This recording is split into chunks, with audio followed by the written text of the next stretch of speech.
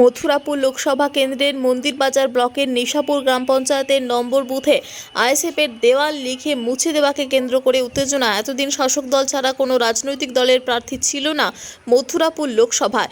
ইতিমধ্যে বিরোধী দলগুলি একে একে প্রার্থী ঘোষণা শুরু করায় শুরু হয়েছে রাজনৈতিক ঝামেলা। শাসক দল যখন দাপিয়ে বিভিন্ন এলাকায় ভোট প্রচারে ব্যস্ত, তখন পিছিয়ে নেই আইএসএফও।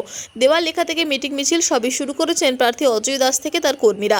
ইতিমধ্যে নিশাপুরের ৯ নম্বর বুথে দেওয়াল মুছে দেওয়াকে কেন্দ্র করে অভিযোগ পাল্টা অভিযোগে সরগরম রাজনৈতিক মহল। আইএসএফের অভিযোগ, তাদের শক্তি দেখে তৃণমূল ভয় পেয়েছে, তাই তাদের দেওয়াল লেখা মুছে দিয়ে প্রচারের বাধা দিয়ে জোর করে তাদের প্রচারকে দমিয়ে দেওয়ার চেষ্টা হচ্ছে।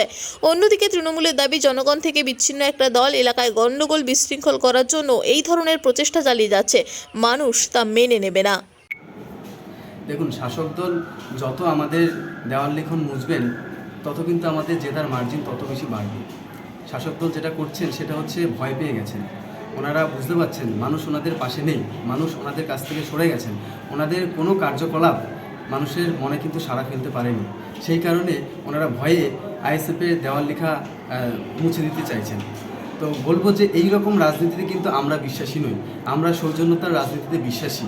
আমাদের আইএসএফ কর্মীরা কখনোই বিরোধীদের বা অন্যান্য প্রার্থীরা যারা আছেন তিনাদের দেওয়াল কখনোই মুছতে যাবেন না। আমরা সৌজন্যতার রাজনীতিতে বিশ্বাসী। তৃণমূলের এরকম দুর্দশা পড়েনি কারো দেওয়াল মুছে দিতে হবে। সব যারা অপপ্রচার করছে, অপপ্রচার করাটা তাদের কাজ। মানুষের থেকে বিচ্ছিন্ন হয়ে পড়েছে, মানুষের থেকে বিচ্ছিন্ন হয়ে গিয়ে তৃণমূলের নামে সারা বছর অবজ্ঞা অপপ্রচার করে, এটাও তার ব্যতিক্রম না, সেটাই করছে।